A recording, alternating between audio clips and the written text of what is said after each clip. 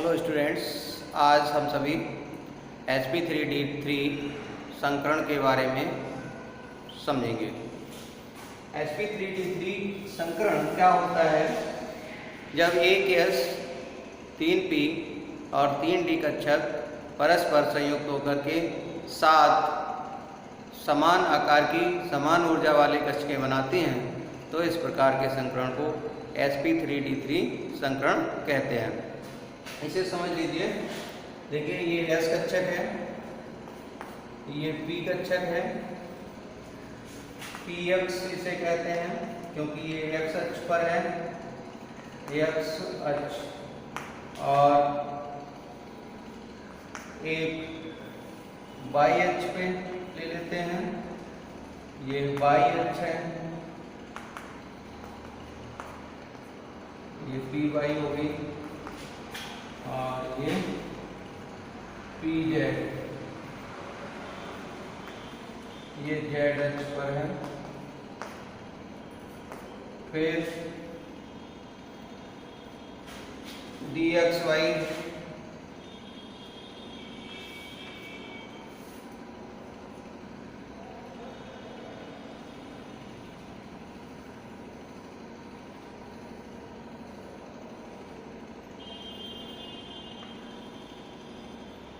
ये x अक्ष, ये y अक्ष, तो इसे कहते हैं dxy। इसी तरह से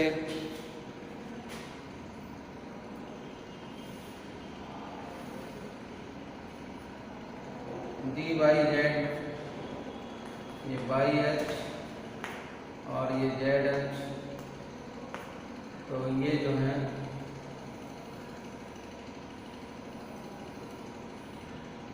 dyz। इसी तरह से dzx,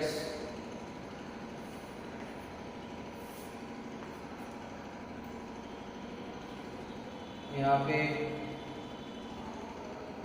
ये x अक्ष है और ये z अक्ष है, तो इस तरह से अगर बनी है तो ये जो है dzx,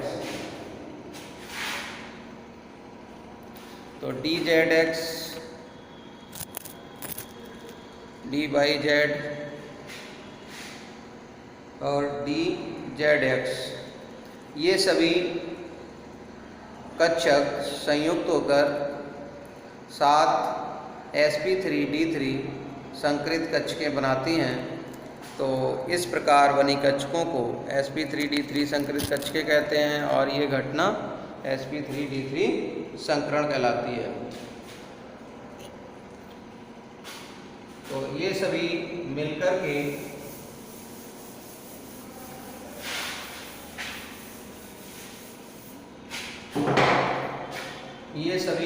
के बनाएंगी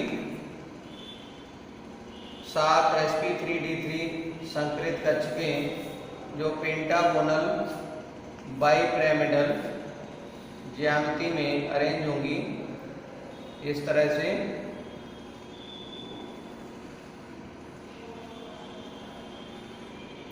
एक ऊपर हो जाएगी और एक नीचे हो जाएगी। तो इस तरह से पेंटागोनल बाइपिरामिडल ज्यामिति में 7 sp3d3 कक्षकें बन जाएंगी। 7 sp3d3 कक्षकें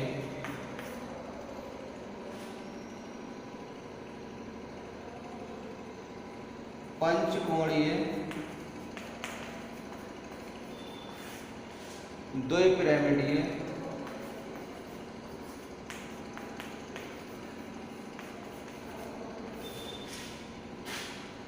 ज्यामिति में व्यवस्थित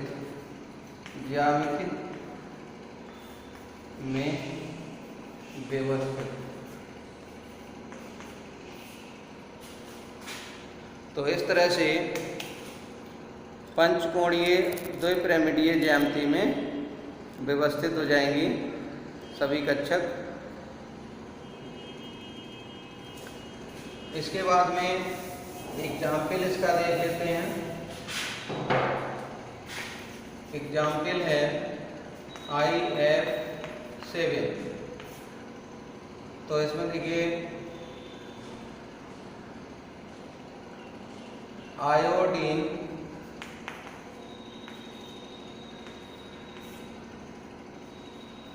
आयोडीन परमाणु का निम्नतल अवस्था में बाह्य इलेक्ट्रॉनिक विन्यास, ये हो जाएगा बाह्य इलेक्ट्रॉनिक विन्यास हो जाएगा 5। देखिए पहले तो हम आयोडीन का करके देख लें। आयोडीन परमाणु क्रमांक 53 होता है। 1s2 2s2 2p6 3s2 3p6 और 3d10 4s2 4p6 4d10 5s2 5p5। तो 5p5 तक होगा।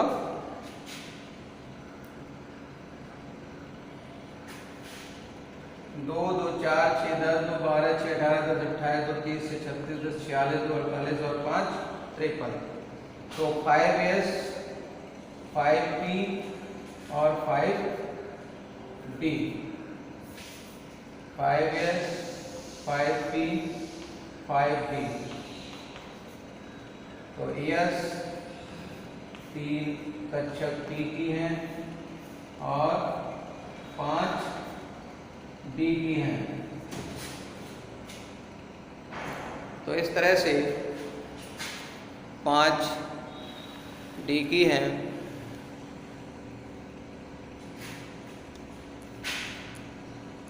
अब जो है इनमें देखिए एस में 2 इलेक्ट्रॉन हैं, पी में 5 हैं और डी में 0 है। तो 2 5 के लिए पहले एक एक भरना है, फिर 2 2 करना है, एक अनपेयर्ड इलेक्ट्रॉन एक रह जाएगी। इसके बाद आयोडीन परमाणु का उत्तेजित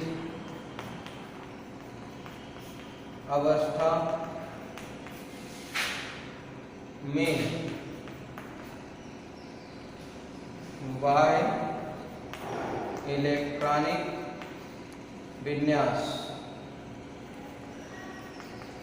तो बाह्य इलेक्ट्रॉनिक विन्यास हो जाएगा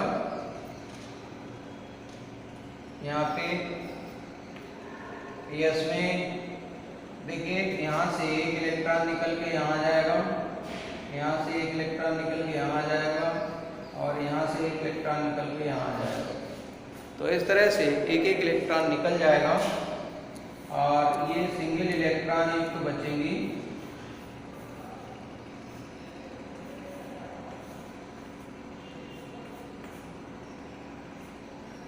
तो एक इलेक्ट्रॉन एक एक एक एक यहाँ पे सभी में एक एक इलेक्ट्रॉन है।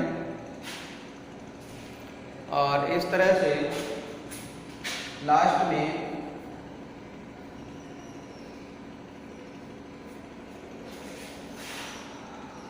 दो खाली बची हैं।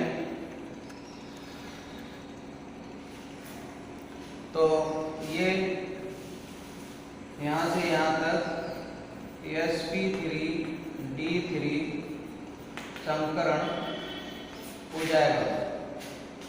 और sp3d3 संकरण जब हो जाएगा तो इसके बाद IF7 अणु में I परमाणु। तो इसमें क्या हो जाएगा, ये एक इलेक्ट्रॉन युक्त कक्षक जितनी भी हैं उनका संकरण जब हो जाता है तो संकरण के फलस्वरूप जो कक्षक संकरित बनती हैं उन सभी का अतिव्यापन F की पीरियड ऑर्बिटल से के साथ हो जाता है। F यानी फ्लोरीन परमाणु की पीरियड ऑर्बिटल से हो जाता है। तो इस तरह से पीरियड ऑर्बिटल से हो जाएगा और F से एक एक इलेक्ट्रॉन इन कक्षकों के अंदर आ जाएगा, सिग्मा बॉन्ड बन जाएगा।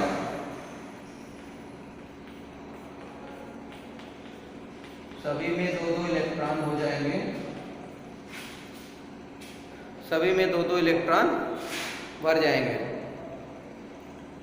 क्योंकि F में 9 इलेक्ट्रॉन होते हैं, 1s2 2s2 2p5।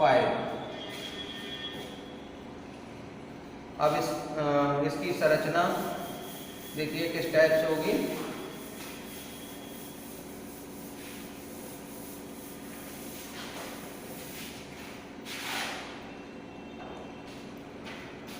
संरचना इसकी पेंटागोनल बाइपिरामिडल बना देंगे इस टाइप से। बीच में आई होगा, ऊपर F, नीचे F, पीछे से ये F होगा और यहाँ पे F है, यहाँ पे F है, यहाँ पे F है और यहाँ पे IF7 बन जाएगा। यहाँ पर बॉन्ड एंगल हो जाएगा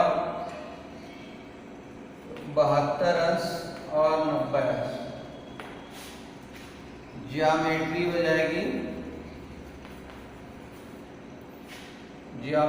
जाएगी, पेंटागोनल बाइपिरामिडल।